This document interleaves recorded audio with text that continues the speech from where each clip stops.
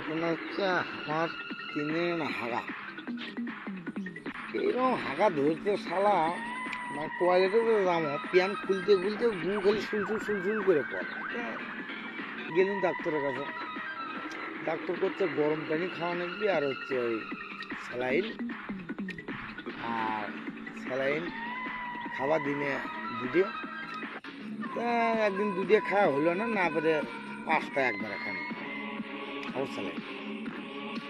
আরে ভাই 5টা ওর স্যালাইন খায়া মানে আমার আর হাগাবে না, এইরকম কুতুন কুটি হাগাবে না। হাই রে ভাই টয়লেটে ঢুকছি 1 ঘন্টা এনে কুদতে আমার জীবন শেষ, তাও আমার হাগাবে না। না পেরে টয়লেটের মধ্যে থেকে ডাক্তার কাছে ফোন, ডাক্তার সাহেব এই ঘটনা আমার হাগা তো বেরোচ্ছে না, এখানে গিয়ে খাইছি 5টা স্যালাইন।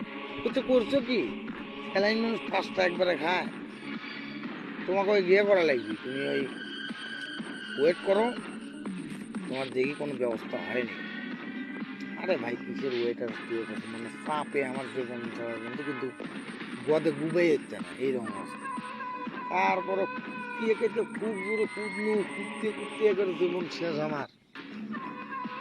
লাস্টে না বাইর হলো থেকে কুদ